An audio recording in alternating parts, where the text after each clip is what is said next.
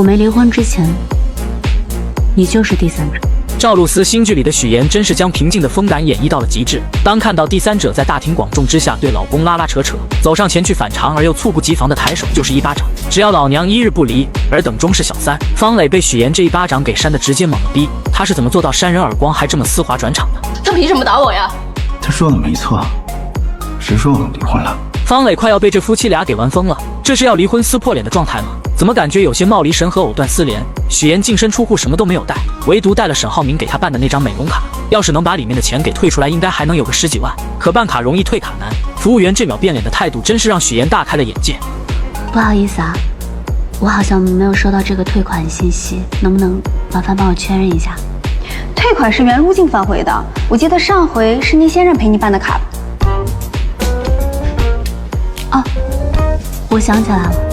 许妍的干如尬成功化解了服务员的变如脸，而她决定离婚的第一件事情就是回到电视台辞职。既然决定离婚，那就必须切割干净。这份凭借沈家关系拿到的工作当然也不能留下。看着自己辛苦筹办的家宴项目被孙思维给霸占，许妍心里很不是滋味，但却感觉从未有过的轻松自在。处理完了工作上的事情，接下来就轮到了向公婆坦白一切。我这么喜欢你，这么信任你，你怎么能骗我们那么久？对不起妈，我会承担一切后果。许妍现在的确是在诚心道歉，愿意接受一切惩罚，甚至承担法律责任。沈浩明父母只是一味的在指责许妍的行为是欺诈，但从没想过沈浩明其实也骗了许妍。那他受到的委屈又有谁来买单？现在许妍已经完全不在意这些，只想赶紧处理完一切好，开始新的生活。而经过这些天的相处，从于兰的眼神里面能看出来，她对于这个儿媳妇不光十分满意，还十分不舍。许妍把所有的真相都告诉给了父母。沈浩明看着手机里许妍发来相约民政局离婚的信息，终于发现她是真的下定决心要跟自己离婚了。回忆着两人过往的点点滴滴，沈浩明不光发现自己工作上的合作伙伴对许妍赞不绝口，就连最难相处的家人也在许妍离开后十分不习惯，尤其是刚刚接受许妍的儿子。不吃了，一点也不好吃。我想吃嫂子做的龙井虾仁儿。沈浩辰的话让于兰也唉声叹气了起来。他喜欢吃的鱼也是经过许妍烹饪的，现在的这些都是什么鬼？想到这里，起身回了房间。只有沈浩明在那里假装吃得津津有味。看到他一副狼心狗肺的模样，沈劲松也什么都吃不下的离开了。当所有人走后，刚刚还吃得无比开心的沈浩明立刻就换上了一副失落的表情。送神容易请神难，真期待你追妻火葬场的名场面。自从许妍脱去豪门阔太的马甲，什么事情都得亲力亲为，可平凡的日子才让他更加觉得有人情味。而就在于一鸣前来探望许妍的时候，为了看一看许妍的沈浩明带着补充离婚协议登门嘴硬了起来。你怎么来了？离婚补充协议书，给你看一下。我知道了，签完字我会闪送给你。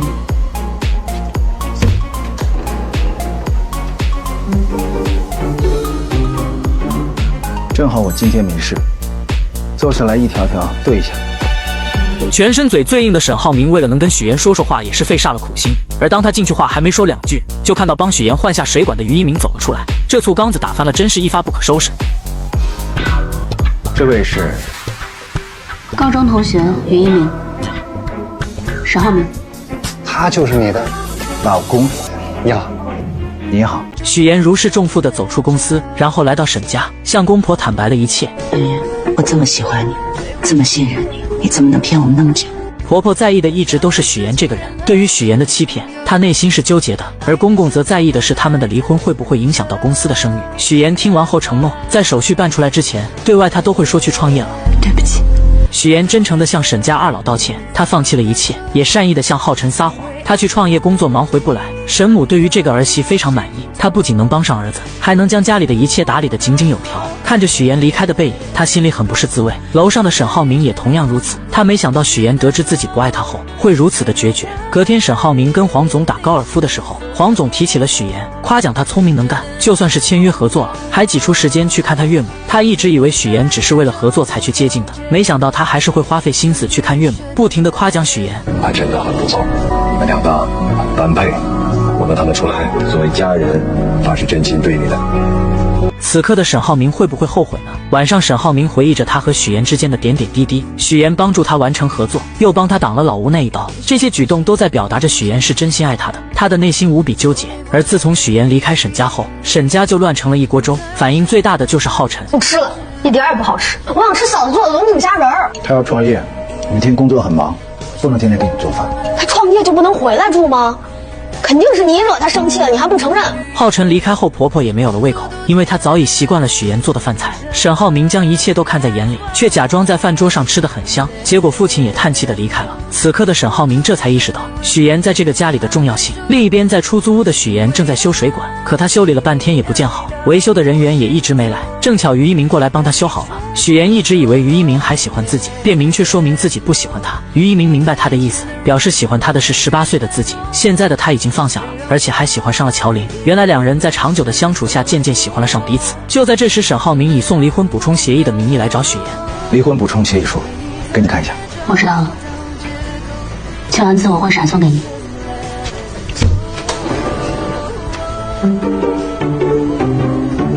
正好我今天没事，坐下来一条条对一下。沈浩明和于一鸣以这种尴尬的方式见面了。他就是你的老公。沈浩明宣示主权，让于一鸣识趣离开，但他并没有吃醋，因为他早就调查过，于一鸣正在跟许岩的姐姐乔琳谈恋爱。但他还是警告许岩，离婚协议上有一条，就算他们真的离婚了，必须要经过自己的许可，才可以对外公布消息，让许岩务必要注意自己的言行。然而许岩丝毫不惯着他，直接对了回去。我也提醒你，明天就是8号，民政局见。隔天，许岩和沈浩明来到民政局，却发现还有离婚冷静期。离婚冷静期？不知道政策啊，现在协议离婚都是有冷静期的。顾名思义呢，就是给你们一个冷静思考的机会，冷静到下个月8号。如果你们要是不想离了，就不用跑一趟了，这边会自动撤销申请。这个消息让两人都感到有些无奈，但也只能接受现实，各自回家等待。沈浩明回到家后，发现家中气氛异常压抑。弟弟沈浩辰因为吃不到许岩做的菜而闷闷不乐，他认为是沈浩明惹许岩生气了，才导致他离家不归。沈浩辰一气之下独自回到房间。沈母看着桌子上的鱼，眉头紧锁。他觉得这道菜远没有许岩做的好吃，心中不禁涌起一股失落感。他觉得自己失去了一个看上眼的媳妇，心情愈发糟糕，最终也生气地离开了餐桌。就连沈父看着一家人如今这个样子，也默默地走开了，只留下沈浩明一个人独自坐在餐桌前，面对着满桌的冷菜残羹。他突然意识到，原来许岩在家庭中的地位和作用远比他想象中的要重要得多。晚上，沈浩明来到沈浩辰的房间，他看着床上的相册，里面全是许岩陪着沈浩辰一起度过的开心日子。那些照片中的笑容让沈浩明不禁陷入了沉思。他开始意识到，许岩不仅仅是一个妻子，更是这个家庭中不可或缺的一员。第二天，沈浩明来到公司后，便迎来了一场关于他加入董事会的投票。然而投票结果却出乎他的意料，一共13人的投票中，反对票和赞成票都是6票，只有沈父还没投票。在众人的目光之下，沈父毅然决定投下了反对票。我反对。7票反对，6票通过。沈浩明无法加入董事会。等到沈浩明跟着父亲来到办公室之后，沈父才说起了真正的原因。原来沈父之前在门外意外地听到了股东们对沈浩明的评价，他们认为沈浩明在英国留学期间私生活混乱，之所以能进入公司，完全是靠父亲的关系，因此他们不想让一个私生活不检点、靠关系上位的人加入董事会。随后沈父又说起了沈浩明在留学期间留下的种种问题，以及因为无法与门当户对的人结婚而引发的家庭矛盾。他甚至指责沈浩明欺骗父母有关许岩家庭的情况，导致现在家庭关系紧张，婚事也未能妥善处理。沈父越说越生气，他对沈浩明的表现感到极度失望。去长安县，把子公司工程延期的那个事情给我搞清楚，不弄清楚就不用回来。此刻的沈父正在气头上，他将儿子派去子公司调查工程延期的事，还下令不弄清楚不准回来。沈浩明就这样被踢出总公司，来到又破又偏僻的子公司，没有秘书，没有华丽的办公室，吃住都在活动板房里。而负责人知道他被董事会拒绝，丝毫不担心。他这回下放到咱这儿，一不批钱，二不给人，干嘛来了？当太子爷来了？明摆着就是个气死。另一边的许岩求职过程很不顺利，找不到合适的工作，只能应聘主播带货。而让他引以为傲的播音腔，在老板眼里就是笑话。你这是播新闻呢，还是带货呢？你这么播不行啊！你要想留住人，你说话得有力度，你语言得有爆发力，你得燃起来吧，观众。为了保住这份工作，许岩开始跟着老板学习直播技巧，没日没夜的学习带货话术，还在家里练习了许久。可第2次试镜的时候，还是不能让老板满意。无奈之下，老板只能让他先去做主播。主播在那边介绍产品，他就不停的吃东西，吃到快要吐了也要忍住。可即使这样，还是不尽人意。要是跟人互动啊，就知道吃，吃也行，把自己塞得跟猪似的。吃相呢？那你是不是得吃得美，吃得香，这样才能勾起那个直播间下单的欲望？这么简单的事儿你做不好，我真不知道你是怎么当上那个什么那个新闻主播的。直到第4次，他才终于成功，懂得跟观众们互动，知道该怎么推销产品。与此同时，乔林在刷视频的时候，无意间刷到了妹妹的直播，于是他通过语音明要到了许岩的地址。来了后才得知许岩和沈浩明正在闹离婚，在许岩口中了解到沈浩明做的所有事，替妹妹打抱不平。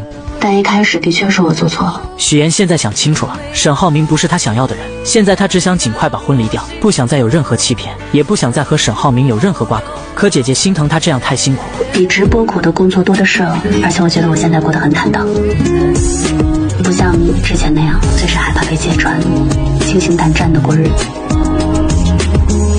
自许岩与沈浩明分道扬镳后，两人各自踏上了艰辛的奋斗之路。许岩投身带货主播行业，每日面对形形色色的挑战，从选品策略到直播技巧，从与供应商的周旋到与观众的互动，每一步都凝聚着他的汗水与智慧。而沈浩明则踏上了前往成安县工地的征途，他的任务是深入调查工程延期背后的真相。初到工地，沈浩明便被这里杂乱无章的景象所触动。钢筋随意堆放在露天场地，经受着风吹雨打，表面已开始出现锈迹。显然，这样的存储方式极易导致钢筋氧化，影响工程质量。随着时间的推移，沈浩明逐渐与工人们建立了信任。在一次次的闲聊中，他从工人们的口中得知了更多关于工程延期的细节。在建的楼房中，窗户尚未安装，内部材料毫无保护措施，一旦遭遇雨季，后果不堪设想。除了天气因素外，管理上的疏漏材料的不当存放以及施工标准的缺失，都是导致工程进度受阻的重要原因。面对这些问题，沈浩明决定采取行动。他召集了所有工人，首先亮明了自己的身份与来意。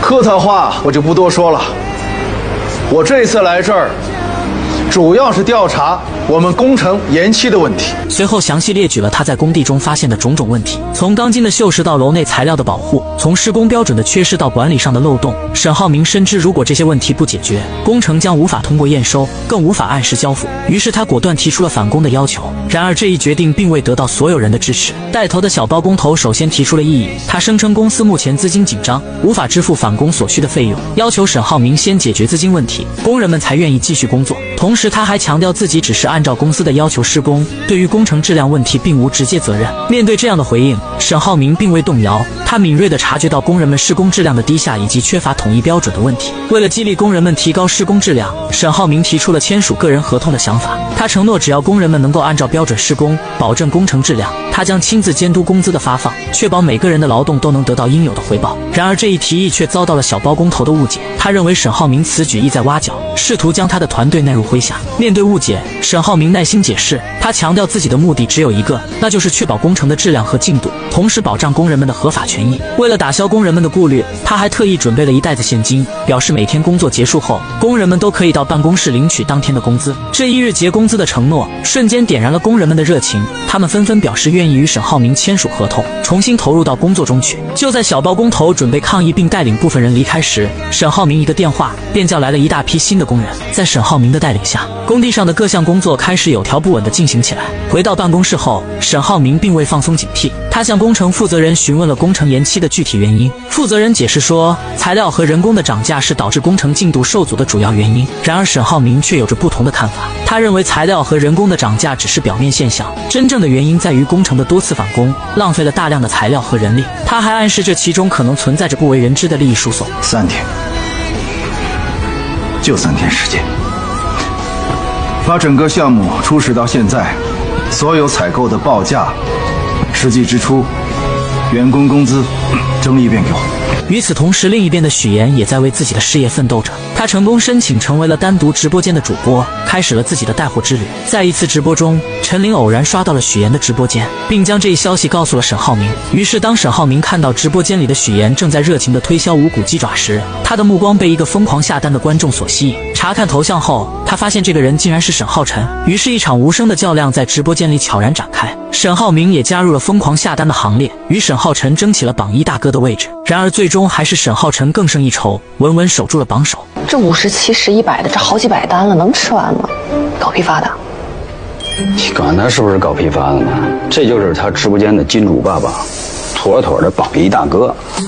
许岩从未料到，在直播间里那个疯狂下单、占据榜一大哥之位的温暖的港湾，其真实目的竟是为了与他见上一面。面对这份突如其来的关注，许岩内心五味杂陈，本打算婉言拒绝这份不期而遇的邀约，然而直播公司的老板却极力劝说许岩把握住这次机会，认为这或许能为他的直播事业带来新的突破。在工作的重压与老板的期许下，许岩最终无奈妥协，接受了与榜一大哥见面的提议。约定的日子如期而至，许岩踏入了一家静谧的咖啡店，心中暗自揣测着即将见面的榜一大哥会是何等模样。他原以为会是一位中年男士，却不料被告知并不是他。正当他四处张望，心中充满疑惑时，一个熟悉的身影悄然出现在他的身后。嫂子，竟然是沈浩辰。原来沈浩辰因长久未能见到许岩，心中思念难耐，无奈之下才想出了这个别出心裁的办法。榜一大哥，温暖的港湾。我们老师教我的，家就是温暖的港湾。你们老师说的对。晨晨，直播间里下单的钱哪儿来的？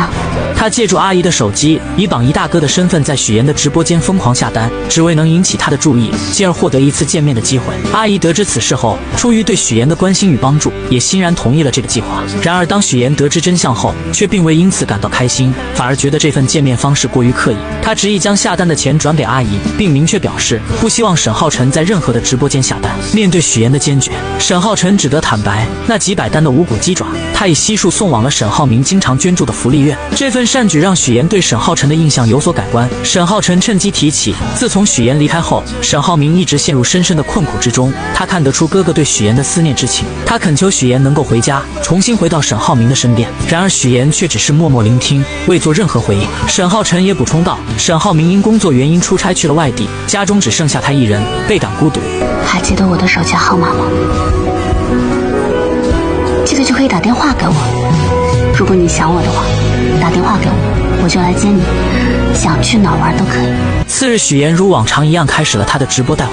然而这一次，一个不速之客的出现打破了直播间的平静。方磊在直播间内公然指责许岩，称她是一心想要嫁入豪门的捞女。这种言论瞬间引发了直播间的轩然大波。面对直播间内突如其来的指责，许岩一时之间竟不知如何应对，直播间陷入了短暂的沉默与尴尬。为了化解这场危机，许岩急中生智，拿起一个垃圾袋，将自己装了进去，以一种幽默而自嘲的方式缓解了紧张的气氛。虽然这一举动暂时平息了风波，但事后许岩还是被老板狠狠训斥了一顿。老板认为许岩在直播中的沉默与不当处理，给公司带来了不小的损失。更令他不满的是，许岩还将榜一大哥给弄消失了，这无疑是对直播资源的一种浪费。为了阻止类似情况再次发生，老板决定让许岩参加户外带货直播。在户外直播中，许岩依然展现出了他对待工作的认真与热情。他顶着太阳，耐心地为观众介绍每一款产品，用他的真诚与专业赢得了观众的认可与喜爱。与此同时，沈母与他的朋友们在一次聚会中聊起了许岩。当得知许岩正在创业，众人纷纷表示，相对于这种不稳定的工作，还是新闻主播这样的职业更为稳妥与体面。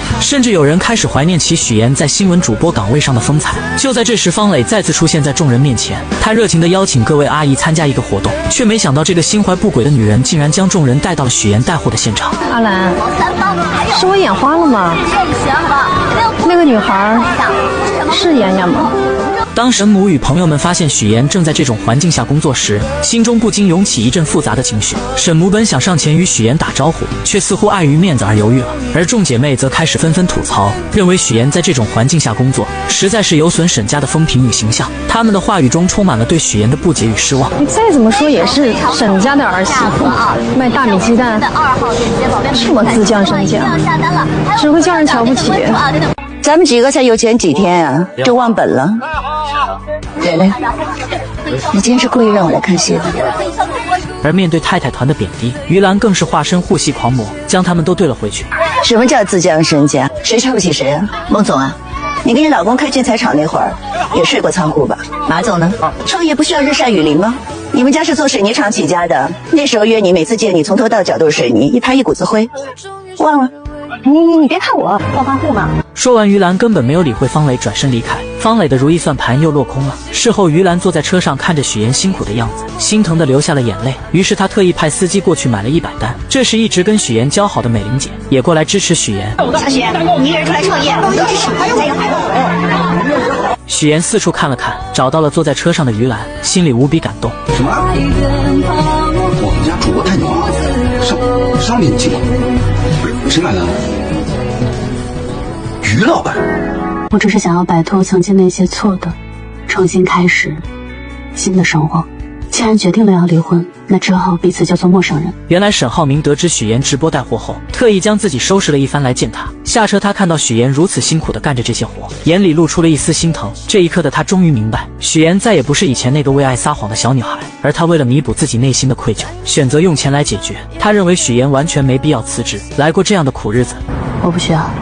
此刻的许妍已经不想再和他有任何瓜葛，既然选择了离婚，那就跟过去的一切割舍，这样才能开始崭新的生活。他拒绝了沈浩明的帮助，并坦言自己和沈浩明从小到大受到的教育、经历的事情都不一样。沈浩明学到的是知人善用、资源调配、关系制衡，而他只能抓住一切可以向上爬的机会，努力改变自己的命运。许妍承认自己不是沈浩明的对手，也承认如今的结局都是自己咎由自取。既然决定了要离婚，那之后彼此就做陌生人。看着许妍离开，沈浩明才如梦初醒，明白曾经的许妍是多么的美好，但现在一切都已经无法挽回。隔天，许妍刚来到公司就被老板叫了过去。原来老板在昨天直播的弹幕中得知许妍之前是豪门儿媳，于是他心中开始打起了许妍的主意，让许妍在网上打造千金名媛的人设，每天在网上讲一讲贵圈的小故事，以及是如何嫁入豪门的，想借此让许妍大火一把，然后直播卖货赚更多的钱。许妍听完后想也没有想，直接拒绝了他的提议。当初他就是因为捏造了假身份加入了沈家，借着沈家的势力成为了新闻主播，现在好不容易卸下了那些沉重的担子，自然是不肯再次拾起。现在的他不想依赖任何人，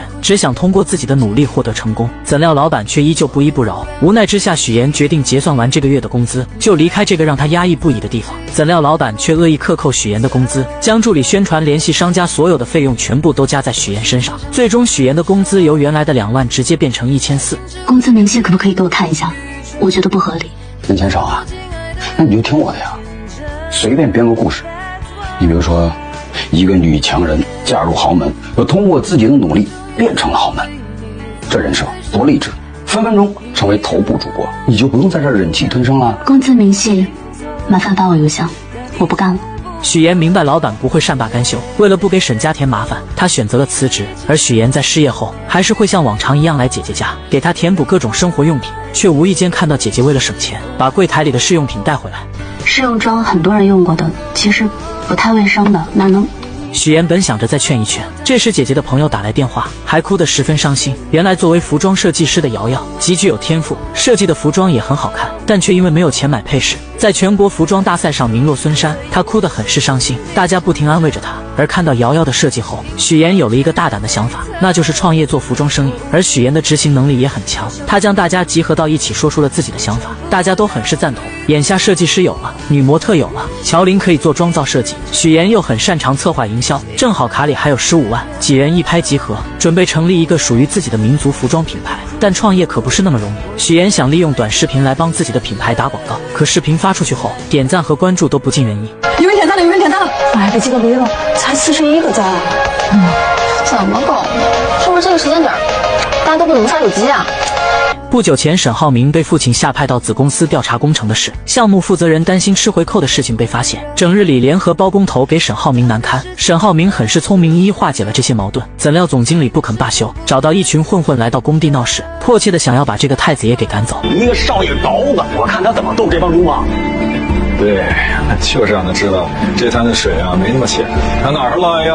回哪儿去呢？晚上，沈浩明准备继续支持许妍的直播事业，却发现主播换了人。此刻的他心里无比的失落。隔天一大早，他就给秘书打电话，确定许妍的行踪，这才得知许妍辞职开始创业。但他这边很是棘手，暂时管不了许妍。这次秘书不仅带来了许妍的消息，还带来了昨天那帮混混头子王德福的资料。晚上，沈浩明直接做出了一个让众人意外的举动，他赤手空拳找到王德福，提出跟他一起散步。散步的时候，沈浩明一直一言不发，而是直接走到了王德福家门前，对着家里的老太太打了声招呼：“王阿姨。”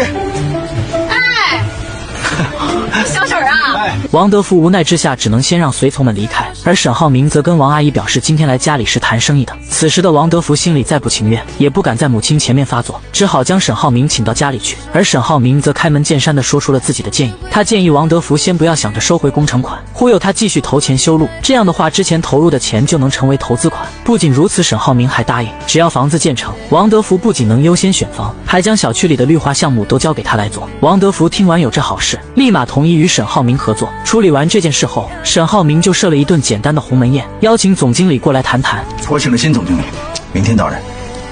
什么呀？你这是鸿门宴呢？接着沈浩明又给了他一击。这段时间他查过账本后，发现上面的亏空全都进了总经理的口袋，说着还甩出几张他联合赌石老板吃回扣的照片。利用职务的便利，非法侵占公司的资产，数额巨大的，处3年以上10年以下有期徒刑；数额特别巨大的，是10年以上。总经理被吓得顿时腿软了，但沈浩明却给了他机会，只要他说出背后在金达集团的保护伞是谁，就放过他。很快沈浩明就将名单交给了父亲，他也成功回到了总部工作。殊不知名单上的曲总早已察觉到危机，他派人调查沈浩明的婚姻情况，想要一举扳倒沈家自己上位。另一边许妍的服装创业不尽人意，乔琳在回家的路上意外遇到了自己的前男友，前男友自认为乔琳这次就是跟他闹矛盾，他们还是可以和好，可乔琳早就跟他说清楚了，他们俩已经没可能了。就在两人纠缠的时候，于一鸣来了，他站在乔琳面前坚定地让男人不要纠缠，并说出了那句一直都没有说出口的话：我喜欢他。你说什么？两人的关系在这一刻开始变得微妙起来。随后乔琳来到许妍家，发现大家都很是沮丧。原来昨天的视频发出去后，就只涨了11个粉丝，但许妍并没有放弃，她开始思考研一方的不足之处，与法国的一个小众品牌做对比，决定从产品的功能性和大众性着手。我觉得这个方向很对。如果按妍妍刚才说的话，我有一个预设想啊，就是下一次的视频，我们可不可以融入普通人一天这样的设定？普通人的一天，那就是整体都改得生活化一点呗。没问题，就按照这样，我们去改变一下方案，融入到下一集的新品里面。对呀，可以问题。不久前，为了给工作室拉投资，许妍每天游走各大老板之间，介绍工作室的产品，陪着喝酒应酬，可结果却不尽人意，大家都以知名度不高婉拒了。沈浩明每天下班都会在许妍的必经之地等着他，默默地关注着，看着他辛苦的样子，心里很是难受。每次当他想要上前帮忙的时候，都会想起那天说的话：既然决定了要离婚，之后彼此就做陌生人了。就在沈浩明内心挣扎纠结的时候，乔琳出现了。你在这儿干嘛呢？我来看一下妍妍。乔琳一直想给妹妹讨回公道，她看到沈浩明后，说起了他们两人之间的事情。虽然许妍有做错的地方，但她沈浩明也不是完全无辜。当初两人之间被揭穿后，许妍很是努力的想要挽回这段感情，可沈浩明却不相信她还利用她。但凡他对许妍好一点，也不会变成现在这种样子。既然当初那么决绝，那么今天就没必要这么假惺惺的。沈浩明听完后并没有生气，表示自己现在是真心想帮许妍的，希望乔琳能帮自己劝一劝。乔琳二话不说就拒绝了。我们妍妍现在1分1毛都不会再用你的了，你要不然赶紧走吧，以后也别再来了。隔天，许妍正常见客户帮研一房拉投资，这一幕正巧被蒋亮看到。之前在酒会上的时候，蒋亮就曾对许妍比较有好感。得知他自己创业拉投资后，更是猜到前段时间传出来的离婚风波很可能是真的。蒋亮很清楚许妍的能力，也很看好他的项目，但现在的研一方知名度太低，他不会轻易投资。可他为了帮许妍出面，介绍了一个很出名的摄影师，就这样得到了许妍的联系方式。之后两人相处后，蒋亮越来越喜欢许妍的性格，更是给他的研一房进行投资。另一边，沈浩明准备和巴莱金合作，通过多方打探，发现巴莱金是个极其重视家庭的男人。他认为一个能够经营好家庭的、爱护和照顾好妻子的男人，才是一个有智慧、重承诺、值得信赖的合作伙伴。为了能谈下合作，沈浩明不得不厚着脸皮联系许妍寻求帮助。两人见面后，沈浩明依旧装作一副高高在上的模样，表示自己现在可以给许妍一个融资的好机会。许妍一下子就戳穿了他：是你遇到的困难比较大吧？许妍很明白，肯定是他遇到很棘手的事情，才会迫不及待地找上自己。沈浩明见状，知道自己无法再维持刚刚那副姿态，只能开门见山向许妍说明情况，表示需要许妍配合他再次扮演恩爱夫妻，出现在巴莱金夫妇面前，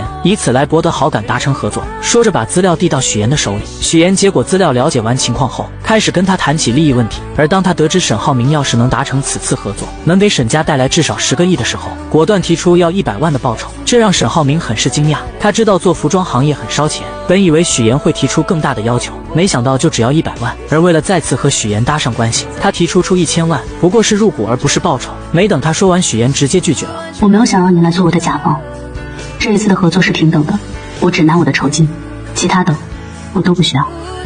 听完这些的沈浩明心中无比酸涩，但他也只能答应下来。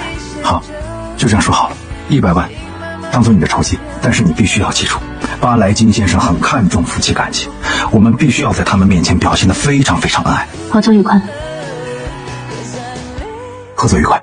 许我耀眼的高能情节终于来了。即将离婚的沈浩明和许妍达成合作，在客户面前假扮恩爱夫妻。原来沈浩明为了跟一对俄罗斯客户合作，特意找许妍帮自己。许妍提出了100万的报酬，两人各取所需。隔天夫妻俩就开始了变装秀，穿着一身芭比牛仔风的衣服来到酒店，只为引起巴莱金夫妇的注意。虽然两人表现得很是卖力，但还是错失了机会。不过我不喜欢芭比，我更喜欢 Twilight 暮光之城的爱情。听完这些，沈浩明决定实施 B 计划，将自己打扮成暮光之城的样子，拼命在巴莱金夫妇面前刷存在感。These guys are like Edward and Bella. Yes, that's my favorite love story. You remember we used to watch the Yes, once that way. 可这一次还没有跟人家搭上话，幸运的是知道了巴莱金居住的房间，于是两人再次换装，来到酒店订下了巴莱金隔壁的房间。随后两人执行 C 计划，沈浩明给前台打去电话，定制了一个最贵的浪漫套餐，但故意把房间号说成隔壁的。在猫眼里看到服务员将蛋糕送到隔壁房间后，许妍和沈浩明就出来敲响了房门，说自己订的蛋糕不小心送错了房间。看到女人已经开始吃了，许妍立马露出一副很是失落的表情，接着走到她跟前拍马屁，这么美的鲜花蛋糕，就是要配这么美丽的夫人。许妍的这番话成功获得了女人的好感，邀请他们一起共同享用。许妍拒绝了，表示这么浪漫的蛋糕只属于美好的2人世界。我带你去酒店的草坪吧，听说很有名，还有节目表演呢。你们也去草坪吧，咱们到时候一起喝一杯。好啊，晚上见。就这样，两人成功跟巴莱金夫妻搭上了关系。回到房间后，许妍开始收拾行李，她本能的开始帮沈浩辰收拾行李。当她拿起衣服准备挂起来的时候，才反应过来这些都不应该是自己干的。于是她把衣服重新放到行李箱，让沈浩明自己收拾自己的行李，这让沈浩明心里有些失落。晚上来到草坪，4人坐在一起相谈甚欢。同时翟总的助理也注意到了这一幕。草坪上举办了有趣的情侣游戏，巴莱金夫妇很是踊跃的参加了。沈浩明在为两人喝彩的时候，突然发现有男人盯着许妍，顿时醋意上头，脱下自己的衣服盖在了许妍身上。许妍则直接将衣服扔开。沈浩明见状让他注意下，别忘了他们还有合作。我不是你的下属，请不要命令我做事情和以前一样。听完这些的沈浩明有些意外，现在的许妍很有自我，是他以前从来没有见过的。于是他问出了自己一直想要问的问题：你觉得我们为什么会离婚？因为你利用我。难道你没有？但我是真的爱你。我说以前我也帮了你啊。在沈浩明眼里，他得到自己想要的，许妍何尝没有得到他想要的？觉得他们两人之间没必要走到现在这一步。什么意思？想挽回？我有挽回过啊，有用吗？所以你挽回。沈浩明心中想着挽回，可嘴上却总是说这两者之间的利益关系，否定许妍的能力，觉得他在外面创业，所有的钱都打水漂了，只有他才能救许妍，所以许妍只有回到他身边才能成功。听完这些的许妍直接对了回去：你凭什么高估你自己？你又凭什么贬低我？你觉得没有人要投我吗？我告诉你，想要投我的人都排着队呢。你要投啊？你排队好了。此刻的沈浩明迫切的想要知道到底是谁在投资。就在许妍准备离开的时候，却被巴莱金夫妻叫住。女人炫耀了一番自己的奖品，并建议许妍上去玩游戏。要玩吗，老公？来啊！然而两人玩游戏的时候，泼起水来一个比一个狠，丝毫不给对方留情面。我们对了，刚刚。不好意思，顺手了。接下来玩你画我猜的时候，两人丝毫不配合对方，很没有默契。直到许妍碰到创可贴这个题目的时候愣住了，她想起了那次在医院沈浩明给自己贴的卡通创可贴，那是自己最心动的时候。于是她对着沈浩明指了指手腕，沈浩明立马明白了他的意思。创可贴，恭喜回答正确，太不可思议了！我怀孕了，孩子是你的。我本来是打算去打掉的，但医生说，如果我这次打掉孩子，以后就不可能再生了。我们都分手一段时间了，怎么可能？那个时间我只跟你有过。沈浩明终于敞开心扉，跟许妍讲述了他和方瑜的故事。原来许妍和沈浩明跟巴莱金夫妇告别后回到房间，许妍很是疑惑，他为什么不通过金达集团和巴莱金正式接洽，反而要费这么大功夫？是公司出了什么事情了吗？沈浩明听见后笑了笑，他如实的说出了自己在公司里的现状。其实他并不受沈父的信任，董事会的人面上看似很尊重自己，私下却十分不服气，所以他现在还不是董事会的人，根本不能用集团的名义来接洽巴莱金，因为国外板块一直都是金达的弱项，只要自己和巴莱金达成合作，就能成功进入董事会。虽然许妍能明白他进董事会的心，但他很不理解为什么沈父会不信任沈浩明。沈浩明见状表示，当初自己未婚生子，坚持把浩辰带回家抚养，跟父亲产生了很大的分歧，并没有把许妍的原因说出来。而当沈浩明说完这些后，许妍还是问出了自己一直想要知道的事情。你可以跟我说说关于浩辰妈妈的事情，不不想说也没有关系。沈浩明看了看许言，说出了他和方瑜之间的事情。当初得知方瑜怀孕的时候，他们已经分手2个月了。记得那是个下雨天，他突然找上门说自己怀孕了，并表示如果打掉这个孩子，以后就不能生了，所以他选择生下来。而且这次过来并不是想让沈浩明负责，只是想让他知道这个事情。此时的沈浩明还小，整个人都是懵的，但他还是负起了自己该尽的责任，陪着方瑜生下了这个孩子。没过多久，方瑜因为潜水遇到洋流不幸去世，方磊便带着亲子鉴定将孩子交给了自己。之后他把浩辰带回了家，导致和父亲之间的关系越来越差。而为了不影响沈家的声誉，沈父更是对外宣布浩辰是他们的第二子。许言听完后，让沈浩明试着理解一下沈父，因为他认为沈父做的事情都是为了沈浩明好。其实不管他们长得多大，在父母眼里始终都是小孩子，但是不放心不等于不在乎不重视。而且这么大一个公司，背后有那么多的眼睛盯着他，一丁点错误就会被无限放大，因此父亲对他的严格或许是一种保护。许言的开导让沈浩明重新开始审视起了父亲，而直到今天他才发现许言的宝贵，但自己却弄丢了他。谢谢你，我确实有必要来到。那就早点睡。两人在准备睡觉的时候，沈浩明真的很想搞清楚谁给许言投钱了。他不停地举例着自己周边的人，许言就是晾着他不说。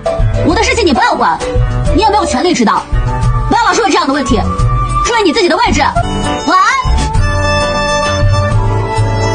就在两人聊天的时候，殊不知背后却有人盯着他们。翟总为扳倒沈家上位，特意派商业间谍来打探许言和沈浩明有没有离婚，想让他拍下两人闹离婚的证据。怎料这个人却是个傻的，他拿着相机爬到树上，没想到却被树下的农药毒到掉了下去。不死心的他趁许言和沈浩明出去，想要趁着客房服务混进去，没想到却一头撞到了门上。好不容易费了9牛2虎之力进去拍了照片，没想到准备离开的时候，许言和沈浩明回来了。没办法的他只好躲在衣柜里。明天早上他们就离开了。但是我要提醒你，既然已经做了这么多的准备，那就要选一个恰当的时机，不要太着急的去谈生意上的事情。好的，谢谢你。你不用谢我，我们是按合同。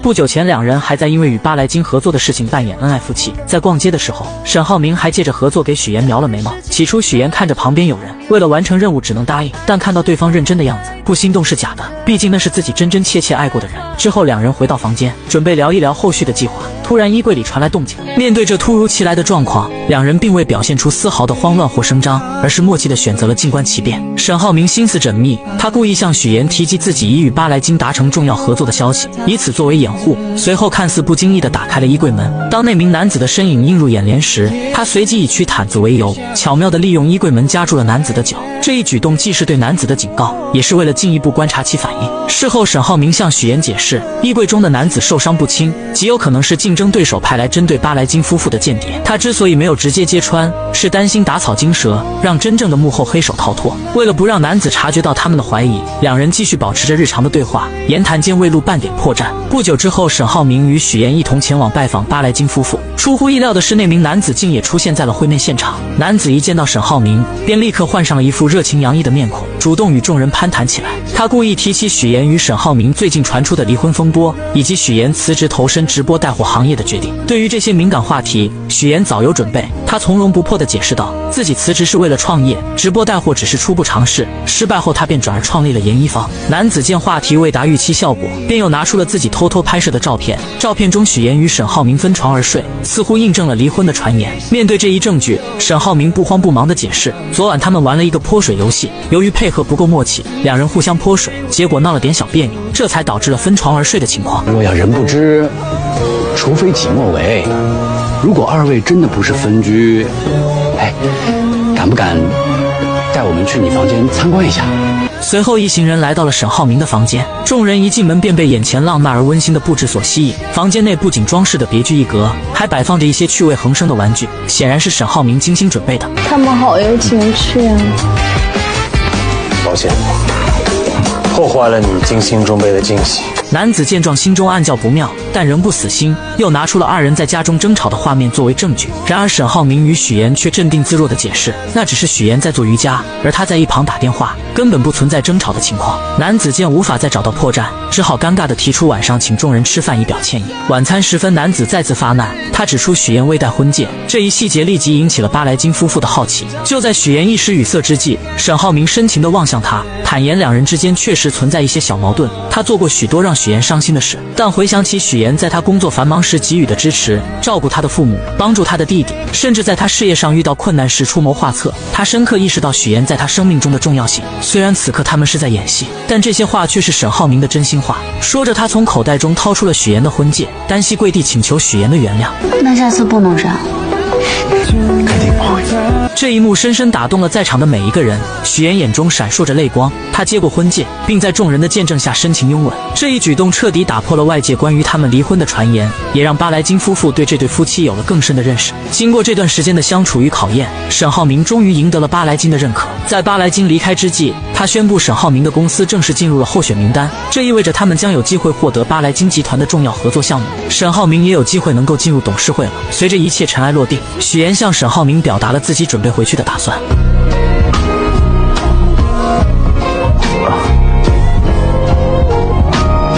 不好意思，这几天我习惯了。这个习惯可以改掉。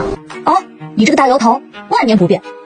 这个西服8093件套，怎么了？你是床上用品吗？还有眼镜啊？你近视吗？你每天戴着干什么？装什么？装什么老千锋？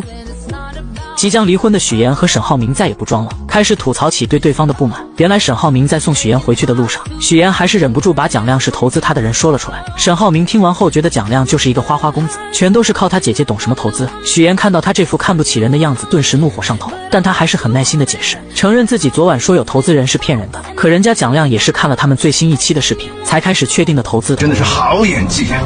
真不知道还有什么事情骗着我呢啊！听完这话的许妍破罐子破摔，直接将以前欺骗沈浩明的事情全部都说了出来。第一次去金达采访的时候，发烧是真的，但晕倒是装的。沈浩明听完后更是不甘示弱的表示，在医院给许妍贴的创可贴是陈秘书买的，只是看到他感动得一塌糊涂，就没有吭声。这番话彻底伤到了许妍的心，毕竟那是他第一次对沈浩明动心。怎料沈浩明乘胜追击，指责许妍给他挑的每一件衣服，没有一件是他满意的，颜色、品质、品味都很差。许妍听完后彻底破防，他气急败坏下让沈浩明反思一下自己是不是长得老成，眼光又跟不上时代，整天不是梳个大油头，就是穿得像个卖保险的，永远都是西装半永久3件套。是床上用品吗？还有眼镜啊？你近视吗？你每天戴着干什么？装什么？装什么老千锋？沈浩明听完后气炸了，他摘下眼镜开始火力全开，吐槽许妍做的饭很难吃，自己一直都是硬吃下去的。许妍不甘示弱地说他送的珠宝腕表又土又俗，没有一件是自己喜欢的。没想到沈浩明却说这些东西都是陈秘书买，自己一点都没有参与。无所谓，无所谓，真的无所谓。反正男人送的礼物都差不多，我习惯了。跟我谈之前，你到底有几个？我跟你说过几个？你跟我说只有我一个？对，就你一个，还差个0。听完这话的沈浩明彻底破防，他猛踩刹车，紧紧盯着许妍。许妍并没有理会他，下车后提醒他别忘记了8号去民政局办理离婚。沈浩明这才反应过来，自己刚刚都说了些什么。明明自己想要挽回许妍，怎么把这些话都说出来了？两个曾经端着生活的人，终于有了活人的气息。回到家后，沈浩明就收到了浩辰的灵魂拷问，让他尽快把嫂子追回来。怎料沈浩明还是嘴硬，就是不肯承认自己喜欢许妍。我送你一个成语，口是心非。嫂子肯定还在生你的气，你有没有给人家好好赔礼道歉啊？接着浩辰开始阐述自己的观念，男生被女生拒绝是没关系的，就算被拒绝100次也要把喜欢的女生给追回来，这么简单的道理，沈浩明怎么会不明白？可他就是不明白自己为什么见到许妍总会说一些违心的话。他独自坐在楼梯上纠结了许久，给许妍发去消息，想要借巴莱金的名义再次约见许妍，可许妍的回复简短又无情。怎么追回来？难道还要跟他吵架？我真是一头猪！马上就要到2人离婚冷静期结束的日期，沈浩明为了不离婚都开始有了应激反应，只要听见8这个字，心里就忍不住打颤。于是为了拖延离婚，故意借口自己在国外出差，甚至来到景点拍下几张在国外的照片，让秘书修图就能蒙混过关。然而他却低估了一个全能型人才的侦查能力。许妍看到照片后，直接来到了沈浩明家堵他。一定是幻觉，一定是幻觉。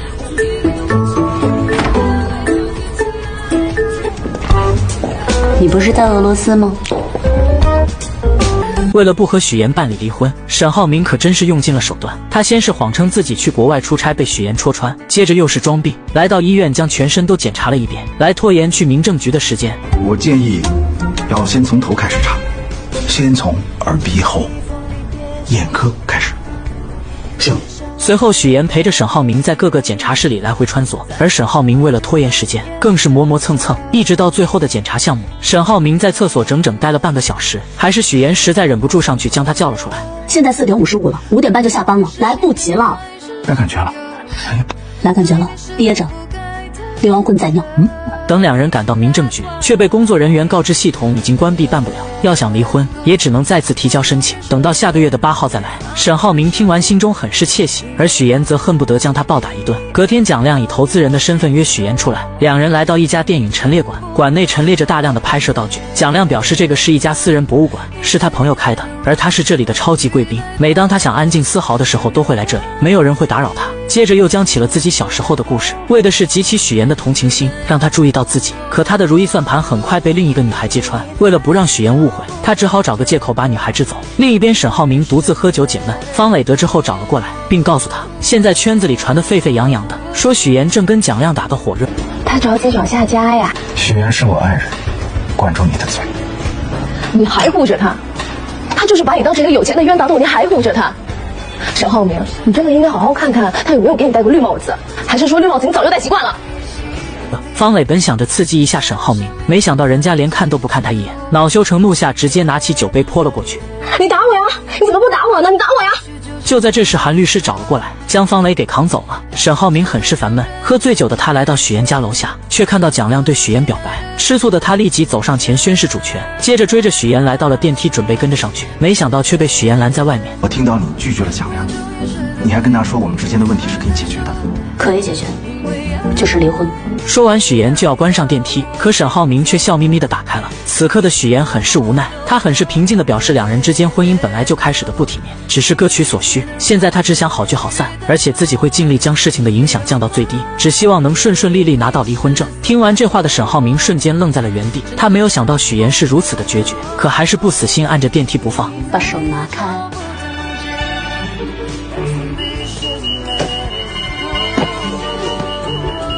不要占公共资源。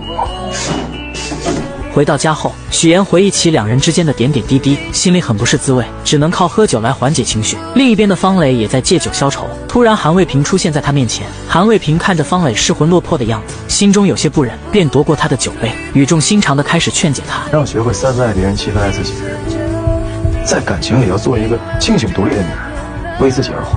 可此时的方磊早已陷入了对沈浩明的执念中无法自拔，认定自己只爱沈浩明一个人。就在这时，韩卫平突然靠近他并吻了上去，两人就这样半推半就发生了关系。事后两人坐在窗边，韩卫平看着方磊，心疼他这么多年来一直追着沈浩明，可人家却娶了别人，看都不看他一眼。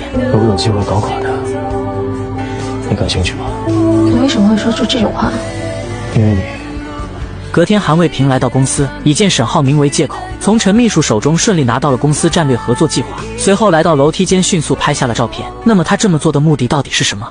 不久前，沈浩辰为了哥哥嫂子的复合，真是煞费苦心。他以下半年参加马术比赛为由，让教练联系嫂子过来商量，自己则赶忙向哥哥报信，让他赶紧过来。就这样成功将两人聚到了一起。而为了给两人创造独处的空间，更是借口拿果汁火速开溜。可屋内尴尬的气氛让许岩有些不知所措，于是他谎称自己还有工作，转身离开。沈浩明不知道该以什么借口留下他，只能任由许岩离开。等浩辰端着果汁回来，没有看到嫂子，立刻指责哥哥浪费了自己好不容易争取到的机会。我真的是要被你气死了！就连我的小朋友都知道，做了错事就要改。您惹嫂子生气了，现在她不理你了，你不得主动出击啊？沈浩明也不知道自己到底怎么了，面对许岩竟然一句话都说不出来。晚上回到家，于兰也开始助攻。这几天丈夫和儿子之间的关系缓和了不少，她知道这是许岩的功劳，便劝说儿子赶紧把许岩给追回来。其实于兰直到今天还在自责，要不是当初她介意许岩的身份，许岩也不会撒谎家世背景。而且他在商场上打拼了这么多年，形形色色的人，什么样的没见过。但许岩看儿子的眼神，一眼就知道他是真心喜欢儿子的。许岩对这个家里的每一个人都是真心的，所以他很自责。其实一开始我是希望给你找一个门当户对的，对妍妍的态度很苛刻，想方设法的逼她离开你。妈妈现在也很后悔，如果不是当时那些行为，我想妍妍也不会用门当户对这个谎言来证明自己。听完母亲说完这些，沈浩明也开始反思自己，表示自己也没有脸责怪许妍骗他，毕竟当初他也隐瞒了浩辰的身世。于兰也看出儿子动心了，便劝说他一定要把许妍追回来。看到许妍就想起了年轻的自己，上的厅堂下的工厂，那股子拼劲是自己最欣赏的，而他也认定许妍就是沈家的儿媳，是沈家未来的女主人。另一边，乔琳的前男友为了追回乔琳，他来到荆州应聘了陪练的工作，想着练一练好接住乔琳的打。这天他来到医院，无意间看到于一鸣正在和一个女医生走得很近，于是他把这一幕录了下来发给乔琳，让她过来抓奸。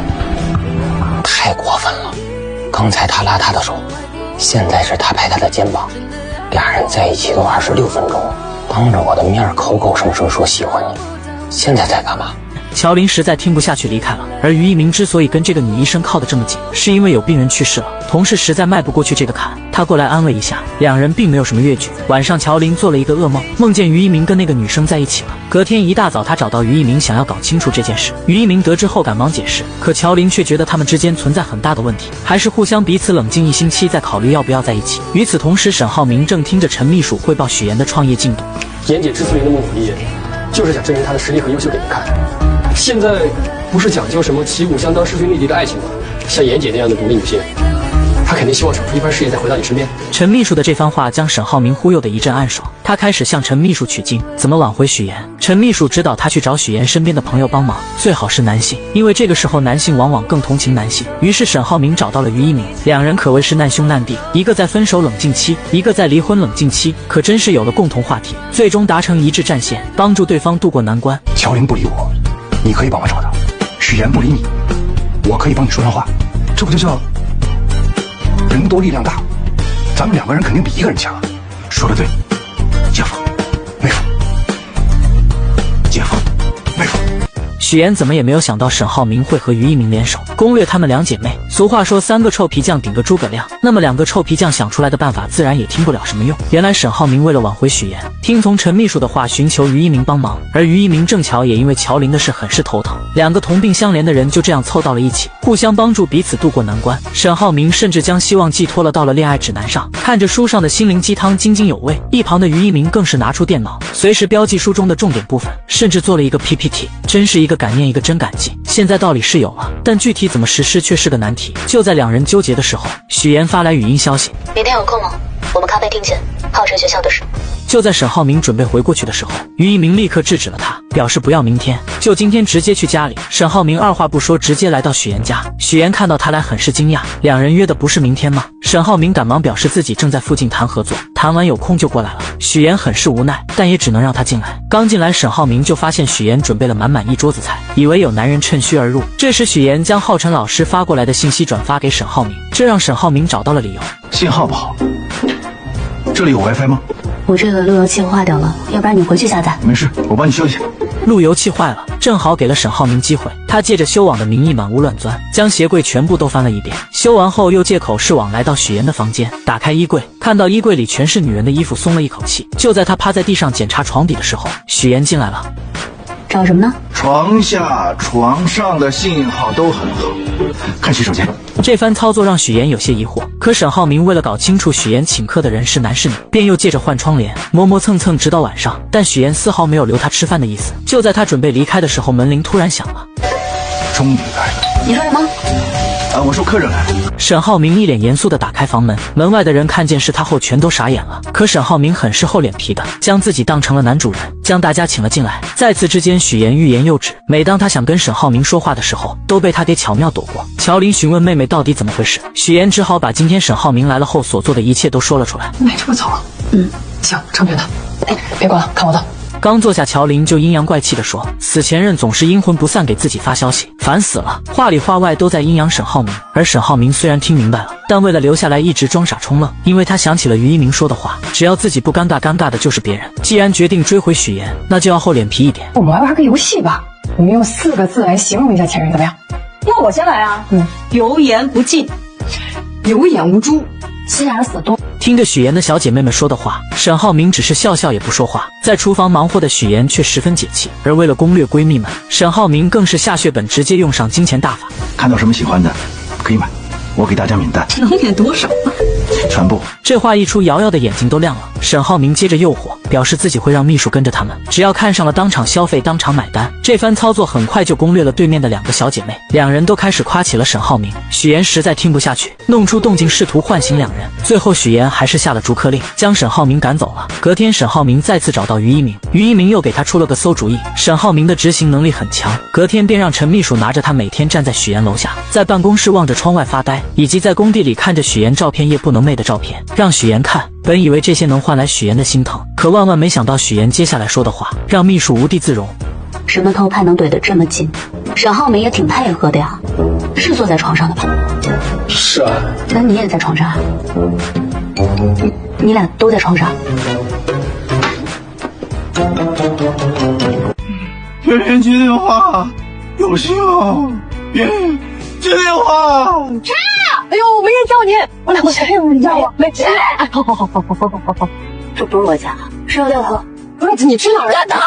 万万没有想到沈浩明有一天也会变成这样。不久前，沈浩明为了挽回许岩，使用了各种办法，可他和于一鸣想尽了各种办法，都没有让许岩心动。这天他在看朋友圈的时候，无意间看到许岩发的在电影陈列馆打卡照片，下面有蒋亮的点赞，于是他点开了蒋亮的朋友圈，看到了那张跟许岩同样地址的照片，还有暧昧的话语，瞬间上头。隔天便找人将电影馆里的东西全部都买了下来，不给蒋亮留下任何美好的回忆。这个操作可把蒋亮给气炸了。就在这时，沈浩明打来电话，将蒋亮约到了咖啡厅。情敌见面分外眼红，蒋亮因为电影馆的事很是生气，上来就给了沈浩明一个下马威。他表示自己是许岩的合作伙伴，沈浩明就是有钱也接近不了许岩，不像自己作为投资人可以天天陪在许岩身边，许岩的每一步发展他都在场。然而沈浩明听完后并没有气急败坏，直接发下狠话，表示只要自己和许岩没有离婚，那他蒋亮就是第三者。我绝对不会放过第三者。沈浩明警告完蒋亮后就回到了公司，却突然收到巴莱金先生的文件。巴莱金表示在正式签约前还要再对沈浩明进行3个月的考察，在此期间不能出现任何风险和暴雷。您跟妍姐离婚这事儿能不能想办法再拖一拖？没办法的沈浩明只能找乔林帮忙，可乔林一直都站在妹妹这边，声称许岩的态度就是他的意思，他不会帮沈浩明。沈浩明见状很是真诚地表示自己已经试过了各种办法挽回许岩，上个月为了不离婚还想尽办法拖延，这是他从小到大第一次东躲西藏，也是第一次这么害怕失去一个人。他真的不想跟许岩离婚，可即使如此，乔林也做不了妹妹的主，还是没有帮沈浩明。而看到乔林不愿帮忙，沈浩明只能先完成于一鸣的嘱托。他告诉乔林最近于一鸣的状态很不好，天天菜饭不思，一心想着怎么才能让他消消气。怎么会跟他在一起啊？同病相怜嘛。我是真没想到你能跟于宁待在一块儿啊！像那个倒数第一跟倒数第二互相帮忙，你也是真没辙了呀。最终乔林还是心软了，透露许岩明天会在公司假扮，但蒋亮也会在。沈浩明听完后整个人都不好，隔天买好甜品来到了公司，之后便赖着不走，盯着两人不让他俩有任何的亲密接触，甚至在蒋亮发表自己的观点时，上前直接反驳了他的观念。在经营公司上，沈浩明比蒋亮强的不止一点。蒋亮在商界一直都是个花花公子，靠着他姐姐一步一步走到今天，所以他的有些观念还是不如沈浩明。此刻的许岩也没有闹脾气，而是专心听着沈浩明传授的经商之道。最后一个建议，将来无论是我、蒋总，或者是更高阶的人给到你建议，你可以监听，但是千万不要近亲。最终的决策是自己的判断力。我知道，知道就好。看到许岩认真听取了自己的建议，沈浩明很是得意地坐在沙发上，还给了蒋亮投去了一个挑衅的眼神。许岩走后，两人之间的火药味十足。晚上，于一鸣再次找到乔林，这次的他准备很是充分，买了许多彩妆送给乔林，还做了攻略，一一跟乔林介绍化妆品的用处和适合他的口红。乔林听着他的介绍很是惊讶，没想到于一鸣会去了解这些。因为你喜欢，这样以后我们就有更多的共同话题，你也不会嫌弃我。这番话彻底感动了乔林，两人终于化解了之前的矛盾，在一起了。日子看似平静，背地里却暗流涌动。沈家的对手翟总为了不让巴莱金和沈浩明合作，派商业间谍调查沈浩明和许岩离婚或者感情破裂的证据。3番5次的失败后，将所有的希望放到了沈浩明的律师韩卫东身上。不管你用什么方法，方雷也好，你在律师圈的人脉也好，3个月之内必须拿到他们离婚或者感情破裂的证据。记住，千万不要让你干爹失望。如果这2条路都行不通，严一方也是另一个办法。但许妍的研衣房在蒋亮的投资下，越来越步入正轨，设计出了许多好看的款式。许妍忍不住将这些喜悦全部都分享给了姥姥，甚至还给姥姥做了几身衣服。姥姥，您仔细看啊，我们这衣服上面全都是纯手工的，您肯定懂，一针一线，这都是非遗文化。许妍与乔琳一同出现在姥姥面前，通过视频通话，将研衣坊精心制作的新款服饰逐一展示给屏幕那端的老人。许妍还特别提到自己亲手为姥姥设计缝制了一套专属服饰，这份心意让视频那头的姥姥笑得合不拢嘴，直称自己是研衣坊最忠实的满级铁粉。在一片欢声笑语中，姥姥带着满足的笑容结束了通话。然而挂断电话后的许妍心中却泛起了层层涟漪，她深知姥姥总是以笑容掩饰着对她的思念与牵挂，即便心中渴望相聚，也总是担心自己的到来会打扰到孩子们的工作与生活。这份深沉的爱让许妍更加坚定了要在荆州站稳脚跟，为姥姥创造一个温馨舒适的晚年生活环境的决心。命运似乎总爱在不经意间设置考验。正当许妍与团队紧锣密鼓地筹备着新一批成衣的入库工作时，一场突如其来的意外打乱了所有计划。送货车在前往仓库的途中突发故障，停在了半路上。面对即将到来的滞留金罚款和紧迫的时间限制，许妍迅速联系了冠冠，说明了当前的困境。冠冠虽即刻着手安排救援车辆，但修好故障货车至少还需3-4个小时，时间紧迫不容拖延。就在众人焦急等待之时，沈浩明意外地出现在了公司。沈总，这么慌张，是发生什么事了？妍姐出事儿了。她的车坏在半路上了。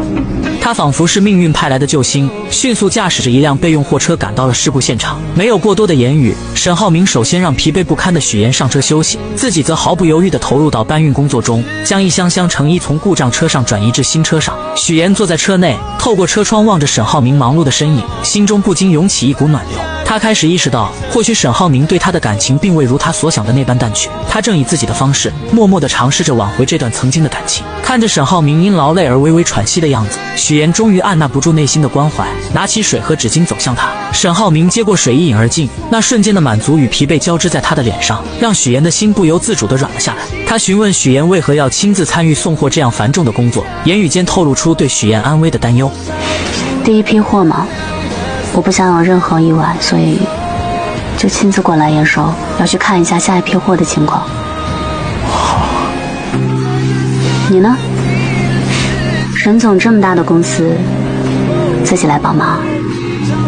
沈浩明解释到，自己是因为公司团建活动，本想联系陈琳了解情况，却迟迟得不到回应，这才决定亲自前来查看。他强调希望许妍不要因为他的帮助而感到有压力，但许妍的心中却有着自己的坚持。他告诉沈浩明，自己并不介意他的帮助，但更希望的是能够依靠自己的力量，过上自己想要的生活。沈浩明听着许妍的话，眼中闪过一丝复杂的情绪。他承认自己过去确实过于自负，没有充分认识到许妍的独立与坚强，也没有珍惜他给予的支持与帮助。此刻的他只希望许妍能够不再那么辛苦，能够活得更加轻松自在。但许妍却微笑着摇了摇头，她说追求梦想的道路虽然艰辛，但每当看到自己的努力有所回报，那份满足感与幸福感是任何物质都无法替代的。谈话间，许妍也提到了沈浩明与蒋亮之间的矛盾。他虽然明白两人之间的恩怨，但作为研一方的股东之一，蒋亮提出的许多建议都极具价值，对公司的成长有着不可忽视的贡献。他希望沈浩明能够放下成见，以更加开放的心态去看待蒋亮，共同为公司的发展努力。随着最后一箱成衣被安全地搬上货车，两人一同坐进了驾驶室，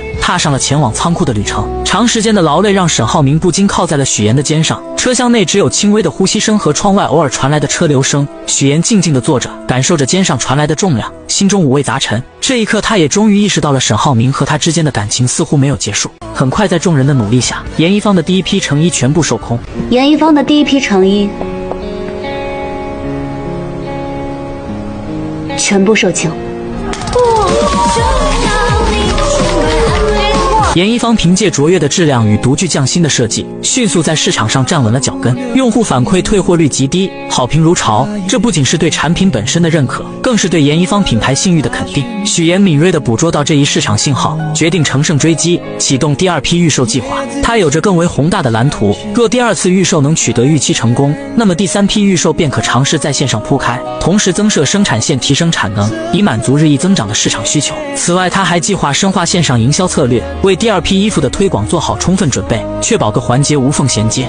各位，现在我们全力的备战第二批成衣销售，各部门注意工作衔接，保持节奏。加油！加油！加油！加油！然而商海浮沉，成功背后往往隐藏着未知的挑战。次日，当许岩踏入公司时，一个棘手的问题摆在了他的面前。第二批成衣尚未正式发售，市场上却已出现了同款仿制品。这些仿制品虽外观相似，但面料与做工却大相径庭，价格更是低廉的令人啧舌。我们的这款卖3999，他们这个才卖399，而且上线一天卖了几百件，我们总共才上线100件。更糟糕的是，对方不仅利用低价策略疯狂抢占市场份额，还雇佣网络粉丝及博主对严一方进行恶意抹黑，企图通过宣传击垮这个新兴品牌。面对这突如其来的危机，许岩迅速冷静下来，开始分析可能的原因。他推测，要么是工厂内部泄露了设计图纸，要么是有人故意购买黑稿进行打压。然而现实比预想的更为残酷，店铺订单骤减，退单率飙升，而工厂方面不仅否认泄露图纸，还提出了预先支付30%定金的要求，这无疑让严一方的处境雪上加霜。此时的许岩才明白，这次严一方真的遭到危机了。与此同时，蒋亮从姐姐那里得知了严一方的困境，姐姐建议立即终止与严一方的合作，认为在这次危机中，严一方很难全身而退，即便日后澄清，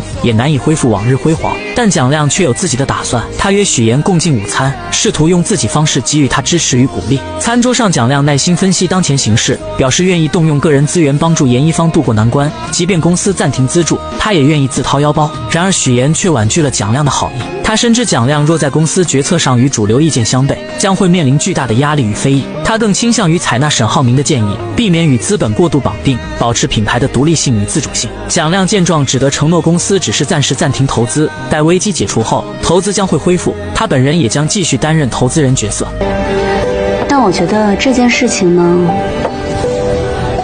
也不是坏事，起码让我知道了我有一个这么好的投资人，有一个这样有情有义的朋友。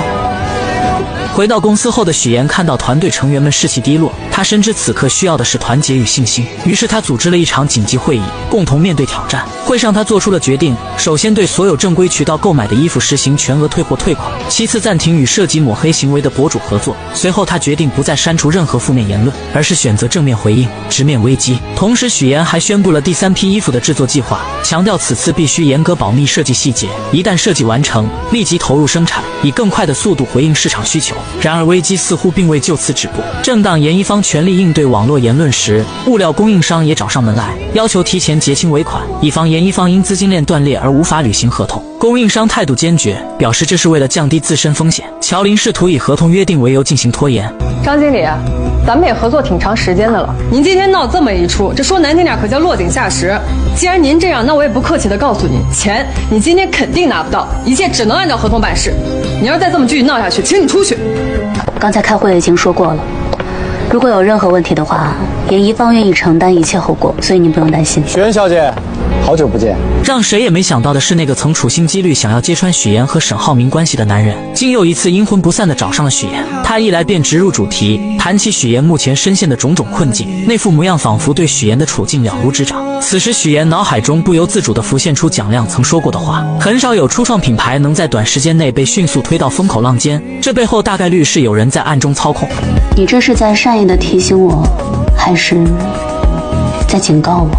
可面对许岩隐晦的试探，男人却满脸无辜，坚决不承认有任何幕后操作，还一本正经地宣称自己是严一方的粉丝。然而话锋一转，他还是暴露了真实目的，直言自己关心的始终是金达公司和斯拓公司谁能与巴莱金的公司达成合作。接着他又就是重提，强调之前在度假村的提议依旧有效，只要许岩愿意在公众面前宣称自己和沈浩明的关系破裂，他就能立刻帮许岩解决眼前的燃眉之急。2000万资金瞬间到账，许岩听后内心没有丝毫动摇，他毅然决然地拒绝了男人史蒂夫的交易。在他看来，这不过是自己人生道路上的一道小坎，他有信心凭借自己的能力跨过去。随后他礼貌而坚定地示意史蒂夫离开。这突如其来的交易让许岩倍感压力，然而环顾四周却找不到一个可以倾诉或求助的对象。这时他只想逃离现场，找个能释放工作压力的地方，但是他不知道去哪里。其实眼下这种情况，他可以把工作压力吐露到有温度的社交平台，像 SO 就很温暖，这里的人愿意花时间倾听他的经历，可以给他安慰和鼓励，而且瞬间广场上有很多感受相通的灵魂，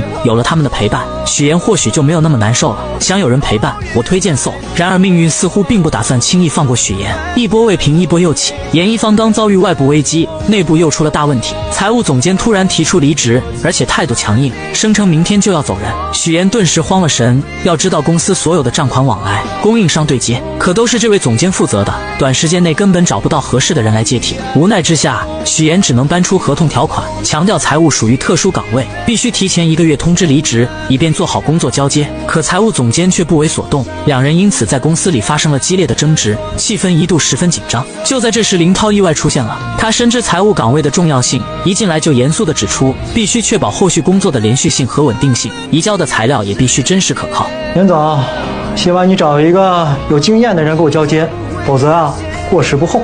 巧了，本科财务专业，硕士金融专业，有会计证。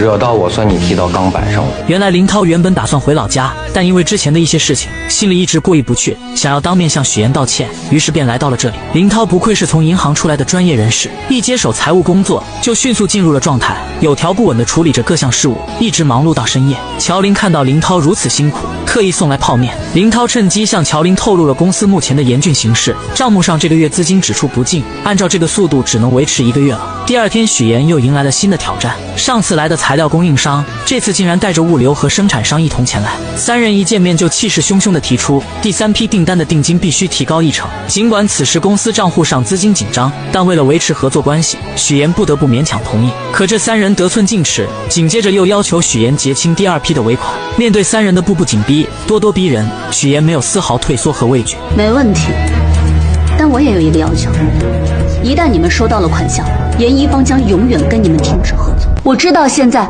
外面传了很多不好的事情，对严一方伤害很大，但那都是故意的抹黑造谣，风波总是会过去的。许岩再次向3位合作伙伴重申了严一方对产品质量的把控，他语气坚定表明，若款项立刻结清，双方的合作将即刻终止，并给予对方1分钟的考虑时间。正当气氛紧绷至极点，沈浩明意外地引领着巴莱金的夫人步入会场。原来夫人这次是作为莫斯科代表参与中俄文化交流访问团而来，他对严一方早有耳闻，于是这次特意前来参观。得知许岩正与合作伙伴进行关键谈判，巴莱金夫人表达了她的愿景，希望严一方能迈向国际舞台，并主动提出可以提供助力。他透露自己即将出席一场规格极高的国际晚宴，希望能穿着严一方的服饰亮相。许岩见状，礼貌地邀请夫人暂离谈判现场，由他亲自陪同挑选服装，而沈浩明则接手了与3位合作商的对话。面对沈浩明，3位合作商的气焰明显收敛，他们注意到新到的俄罗斯地产界重量级人物的夫人，意识到严一方背后有着不容小觑的支持力量。意识到形势逆转，3人不得不放下之前的强硬态度，选择妥协。我今天呀，给您下一保证啊，以后徐总的事儿就是我们的事儿，您放心。谢谢。另一边，许岩细心地为巴莱金夫人挑选着礼服，每一件都力求完美匹配夫人的气质与晚宴的庄重。夫人对许岩的品味赞不绝口，同时关切地询问起严一方当前面临的挑战。许岩虽不愿多谈困境，夫人却已从旁侧了解到一些情况，她鼓励许岩坚持下去。回忆起在度假村时许岩对事业的执着与热爱，坚信这些困难不过是暂时的风浪，无法动摇许岩的决心。我会尽我所能渡过难关的。我也会穿着你的衣服走遍全世界的。夫人还透露，巴莱金正在对沈浩明的公司进行为期3个月的考察，期间不容有任何重大事务。许岩听后邀请夫人在考察期间常来严一方做客，享受一段轻松时光。夫人欣然应允，两人随后便继续沉浸在试衣的乐趣中。随着许岩与沈浩明一同将夫人送别之后，许岩对沈浩明今日的鼎力相助表示由衷的感谢。沈浩明则借机表达了自己的心意，他知道许岩独立坚强，不愿轻易接受帮助，但是还是希望许岩不要拒绝自己的好意。说着，他展示了手机上的信息：青蓝杯服装设计大赛的报名，这是一个极具影响力的赛事，若严一方能在其中脱颖而出，不仅能证明自身的实力，还能有效回应外界的质疑。沈浩明已悄然为严一方报名，这份默默的支持让许岩心中涌起一股暖流。他意识到与沈浩明之间的联系似乎正悄然加深。回到严一方后，许岩立即着手规划，决定将团队分为2队，一队专注于第2批成衣的生产，另一队则由瑶瑶带领全力备战青蓝杯。瑶瑶决定采用纯手工面料，结合精湛的苏绣技艺，力求每一件作品都达到极致的精美，无论是实物展示还是照片拍摄，都要展现出严一方的最高水准。经过一番紧张而有序的准备，最终成品在众人面前惊艳亮相。其细腻的工艺与独特的设计赢得了阵阵赞叹，也让大家对即将到来的比赛充满了期待。然而就在一切看似顺风顺水之时，一个突如其来的问题打破了平静。许岩从财务这里得知，公司账目再次出现异常，且此次情况复杂，负责的董总监已离职。职，使得问题调查陷入僵局。更棘手的是，董总监目前下落不明，无法取得联系，这无疑给本就紧张的局势又添了一层阴霾。上回和董总监一起工作对接的那个林先生，我看他业务能力挺强的，要不我们找他帮忙？我知道了，先忙吧。你知道财务总监一直都招不到，财务助理已经忙得晕头转向了，所以他来问我能不能让林涛暂时来顶替一下。因为严一方近期遭遇了财务困境，合适的人选迟迟未能招到，这让许岩倍感压力。经过一番深思熟虑，他决定邀请林涛加入严一方的财务团队。乔林对此表示无异议，他认为当前应以解决公司难题为重，至于于一鸣那边，他会妥善解释。林涛的加入如同为严一方注入了一股新鲜而强劲的血液，他迅速投入到工作中，对缺失款项的部分进行了细致入微的审查。很快他便发现此次涉及款项的公司与之前收据上的一家公司同名，这一发现成为了解决问题的关键。通过进一步比对收据信息，林涛迅速锁定了问题所在，并成功解决了款项缺失的难题。正当林涛准备功成身退离开严一方时，许岩却拦住了他的去路。他得知林涛目前尚无稳定工作，且因来荆州寻找乔林而失去了老家的银行职位。许岩看中了林涛的财务才能，认为他正是严一方目前急需的财务总监人选。他诚恳地邀请林涛正式加入严一方，为公司的财务管理保驾护航。林涛听后心中涌起一股暖流，他深知加入严一方不仅意味着能在荆州站稳脚跟，更能让远在老家的父母安心。于是他欣然接受了许岩的邀请。来，欢迎你加入。欢迎加入。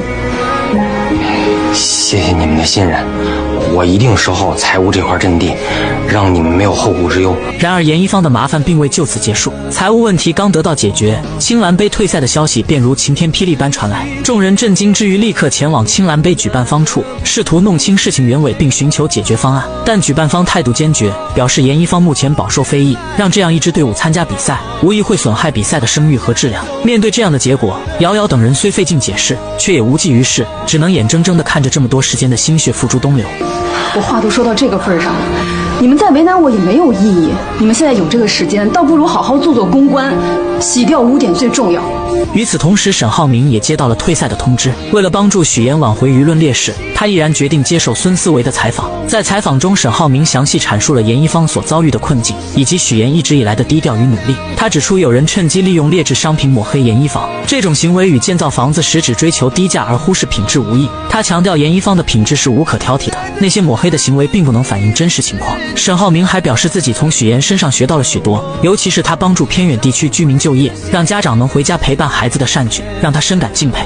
我爱人是在做一件非常有意义、非常有情感的事，他是我的榜样，更是我的骄傲。许岩在屏幕前看着沈浩明的采访，心中涌动着复杂的情感。他意识到沈浩明是真的在关心他。第二天，许岩来到公司，发现昨晚沈浩明的发言已经为严一方挽回了不少名誉，粉丝们的态度开始发生转变，对严一方的质疑声逐渐减弱。许岩深知这是反击的好时机，他决定利用网络直播的方式，向公众解释严一方最近发生的一切，还原事实真相。冠冠再次担任主播，他穿着严一方的服装，自信满满地出现在镜头前。他向观众展示了严一方的设计理念、制作工艺以及品质控制等各个环节，让观众对严一方有了更深入的了解。严一方通过直播成功挽回了声誉，之前的青蓝杯主办方也恢复了严一方的比赛资格。这次事件不仅让许岩和严一方走出了困境，也让沈浩明赢得了巴莱金的认可。巴莱金表示，他看中的不仅仅是沈浩明公司的实力，更是他对许岩的帮助和支持。沈浩明没有掩盖许岩的光芒，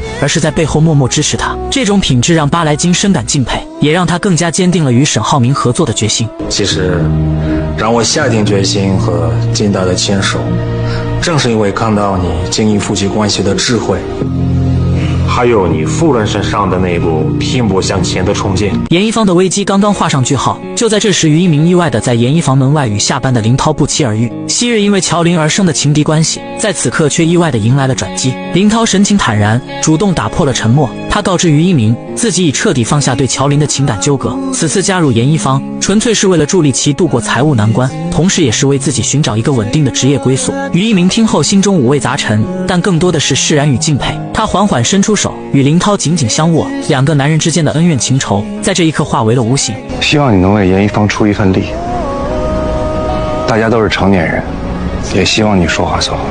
恰在此时，乔琳从严一方内走出，目睹了这一幕，他心中涌动着感激之情。对于一鸣和林涛能够化解矛盾，他深感欣慰。于一鸣见状，轻声对乔琳说，他之所以这么做，是希望他能无忧无虑，不受任何负担的困扰。随着青蓝杯比赛的临近，严一方上下进入了紧张的备战状态。终于，他们的努力得到了回报。严一方凭借着独特的设计理念和精湛的工艺，成功跻身总决赛之列。然而，就在众人沉浸在喜悦之中时，许妍却陷入了深深的思考。她凝视着即将呈现给观众的舞台布置和模特展示，心中总有一种难以言喻的缺失感。尽管一切看似完美无缺，但她总觉得少了些什么，那份能够触动人心、引发共鸣的情感元素。面对即将到来的总决赛，许妍感到前所未有的压力。她环顾四周，也没有人能够帮助她。这时，她只想逃离现场，找个能释放压力的地方，但是她不知道去哪里。其实眼下这种情况，她可以把压力吐露到有温度的社交平台，像搜就很温暖，这里的人愿意花时间倾听她的经历，可以给她安慰和鼓励，而且瞬间广场上有很多感受相通的灵魂，有了他们的陪伴，许妍或许就没有那么难受了。想有人陪伴，我推荐搜。正当许妍陷入沉思之际，沈浩明的出现照亮了她前行的道路。所以为什么还是不能打动你？他总能洞察许妍的心思，一句简单的话语便说出了许妍心中的隐忧。许妍坦言自己对目前的准备工作十分满意，但总觉得缺少了与观众之间的情感交流，无法真正打动人心。他渴望在服装之外传递出更多的情感与温度。沈浩明虽对服装设计一窍不通，但他却以独特的视角为许妍提供了启示。他认为每一个创作者的初衷都是质朴而纯粹的，或许妍一方的舞台与模特展示未能充分传达出许妍想要表达的情绪。但这些东西是给予不了灵魂还有情感的。你还记不记得你做严一方的时候，最感动你的是什么？这时许妍想起了瑶瑶曾提及的彝族服饰，那些承载着母爱与传承的衣物，每一件都蕴含着母亲对女儿的深情厚谊。她恍然大悟，原来彝族服饰的精髓在于那份无私的母爱与代代相传的温情。于是她果断决定更改方案，将母爱传承作为总决赛的主题。第二天，当许妍带着全新的设计理念走上舞台时，她彻底征服了在场的所有评委。母爱传承的主题不仅展现了服装的美感，更触动了人们内心深处最柔软的部分。严一房因此荣获了最具商业价值奖，口碑逆转，再次赢得了市场的认可与尊重。晚上，众人欢聚一堂，共同庆祝这一来之不易的胜利。其实这一路走来真的挺不容易的，有多难，我们自己心里很清楚。所以严一方能到今天，荣耀是属于在座的每一个人。许妍在致辞中感谢了每一位团队成员的付出与努力，但特别想要感谢的一个人却让她陷入了短暂的犹豫。当所有人都以为她会感谢沈浩明时，她却出人意料地提到了蒋亮。原来从严一方初创到如今的名声大噪，蒋亮一直在背后默默支持与帮助，这份情谊让许妍铭记于心。然而之后，蒋亮却准备为许妍介绍一位西班牙设计师，他还在一旁细心地指导许妍如何用西班牙语打招呼。这份突如其来的关心让沈浩明心中醋意大发。他看着蒋亮与许妍亲密无间的样子，心中五味杂陈，一股难以言喻的情绪在胸中翻腾。他的眼神变得锐利而冰冷，双手不自觉地握紧，开始在餐桌上磨起了餐刀。军师于一鸣见状，深知情况不妙，无奈之下只能示意乔琳去阻止许妍与蒋亮之间过于亲密的互动。沈浩明见状，心趁机端起酒杯，想要与许妍碰杯，试图缓解内心的紧张与醋意。然而许妍的朋友却突然拦住了他，还提及上次在家中关于商场的旧事。沈浩明虽心中不悦，但为了维持表面风度，只能先应付着，承诺上次答应他们免费逛商场依旧作数。可就在这时，蒋亮又与乔琳聊得热火朝天，两人眉飞色舞，甚至还要互加联系方式。我们家乔琳性格就这样，跟谁都能聊得来，没事啊，没事。好，那这这个蒋亮确实不是个东西啊，控制不了的巨大。这场景让同病相怜的沈浩明和于一鸣瞬间站在了同一战线。于一鸣赶忙上前拦住蒋亮，表明自己是乔琳的男朋友，成功阻止了二人进一步的发展。沈浩明再次试图与许妍碰杯，可许妍又被朋友缠住，众人纷纷向他表示感谢。那杯象征着和解与亲密的酒始终未能如愿喝下。然而就在二人准备碰杯的关键时刻，蒋亮突然提出要玩飞镖游戏，还声称中标的人能获得现金奖励。这一提议瞬间吸引了众人的目光，大家的注意力都转移到了游戏上。蒋亮又提议第一镖让许妍先来，许妍考虑到沈浩明的心情，便邀请他一同参与。然而沈浩明看着情敌蒋亮，心中的怒火噌的一下冒了起来，他黑着脸冷冷地表示自己不想玩。可众人却一直劝说许妍赶紧开始游戏，现场气氛一度陷入尴尬。那我先走了，许岩似乎还在为之前沈浩明的某些行为而生气，他没有过多的回应。沈浩明见状，心中的委屈与愤怒交织，他猛地将手中的酒一饮而尽，随后起身头也不回地离开了。许岩看着他离去的背影，眼神中闪过一丝复杂的情绪，也将手中的酒一口喝干，最后回头看向沈浩明的眼神里分明藏着在乎。另一边，沈浩明和追出来的于一鸣在街边找了个地方坐下来喝起了闷酒。夜色渐深，街边的灯光昏黄而温暖，却照不亮他们心中的阴霾。于一鸣看着沈浩明失落的模样，忍不住说道：“许岩今晚没有他的陪伴，其实也很失望。”沈浩明苦笑着说自己已经用尽了所有办法，却还是没能挽回许岩的心。他赌气地说自己以后绝对不会打电话给许岩，要是打了就不姓沈。然而还没过2秒，酒精就冲昏了沈浩明的头脑。爷爷不会杀我的，他是爱我的，对不对，爷爷？爷爷，浩明，我跟你讲，你沈字被摘了啊！我不要沈字，爷爷，喂，接我电话。与此同时，许岩送走众人后，独自一人在餐厅里喝酒。他强颜欢笑，试图掩盖内心的失落，可那微微泛红的眼眶和偶尔闪过的落寞神情，还是出卖了他的真实情绪。他嘴上说着自己很开心，可心里却空落落的。许岩离开餐厅后，坐车回家，在车上，他突然有一种奇妙的感觉，仿佛沈浩明在远处呼唤着他。当乔林准备送他回家时，许岩却突然说这不是他回家的路，随后让师傅掉头前往城东33号7栋。第二天清晨，阳光透过窗帘的缝隙洒在许岩的脸上，他缓缓睁开眼睛，却发现自己和沈浩明睡在了一起，两人都脱光了衣服。原来昨晚于一鸣送醉酒的沈浩明回家后不久，乔林也扶着同样醉意朦胧的许岩来到了这里。两人脚步踉跄，眼神迷离，都固执地认为这里是自己的家。一进门便你一言我一语地吵了起来，声音越来越大，他们互相指责对方走错地方。这是我的酒吧，报什么警？这是我家，这是我的家，我家，我的家，我的。然而上一秒还在争吵得面红耳赤的二人，下一秒突然紧紧相拥，如同久别重逢的夫妻，亲密的难舍难分。你好美，公爵你超美。你终于回家了。你刚才听到我一直在喊你的名字吗？我就知道是你在喊我。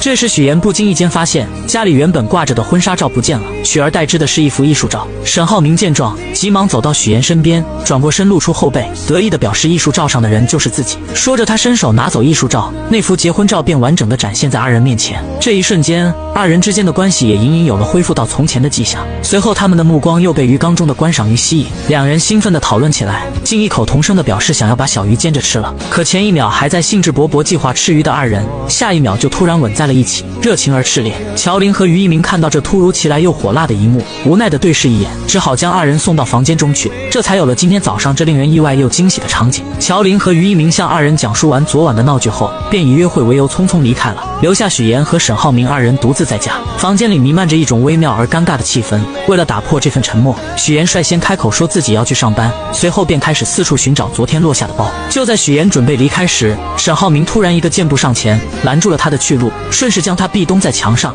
眼神中满是深情与渴望，想要吻上去。然而就在这千钧一发之际，门外传来了脚步声，原来是沈浩明的妈妈来了。无奈之下，二人只能暂时停下，强装镇定，脸上却都带着一丝未消的红晕。等到外面没有动静，以为妈妈已经离开的二人，又一次想要继续拥吻。好想走了。走了。我还没走哦。可就在这时，妈妈突然又折返回来，手里还提着早餐，二人瞬间愣住，场面尴尬到了极点。沈浩明灵机一动，赶忙解释说他们在锻炼。妈妈看着二人这模样，心中已然明白沈浩明成功追回了许岩，脸上露出了欣慰的笑容。吃饭时，妈妈提起沈浩辰成功晋级马术比赛，想要邀请朋友来家中做客，希望许岩能够帮助策划。许岩欣然同意后，便说自己要去公司拿文件，准备先离开。妈妈也趁机让沈浩明赶紧送许岩。终于许岩再次坐上了沈浩明的奔驰大 G。在回去的路上，两人都不说话。沈浩明觉得气氛很是尴尬，便打开了车上的音乐。怎料刚打开，第一首歌竟然是婚礼进行曲，真是音乐都在助攻两人。奈何沈浩明就是不争气，由原来的好命歌转换成嘴硬歌，当着许岩的面就是不说自己的真心话。为了缓解尴尬的气氛，许岩说起最近的研衣房终于步入正轨，终于回到以前正常的样子，自己也打算做更多的传统织染工艺的衣服。沈浩明也谈到自己与巴莱金的合作马上达成，接着邀请许岩和巴莱金夫妇共进晚餐。许岩很是爽快地答应了。不知道那个巴莱金先生喜欢喝果酒还是洋酒？行，我多备点。听完这些话的许岩想起昨晚的事情，说了句还要喝酒吗？此时的沈浩明还没有反应过来，一本正经说酒是个很好的东西，可以拉近大家之间的距离，提升好感。刚说完他就反应过来，让许岩明天不要喝了。我可以喝。两人说着对方能够听懂的话。这时许岩突然看到沈浩明的车油箱空了，忍不住提醒他一句：要加油了。我一定会加油的。你车该加油了。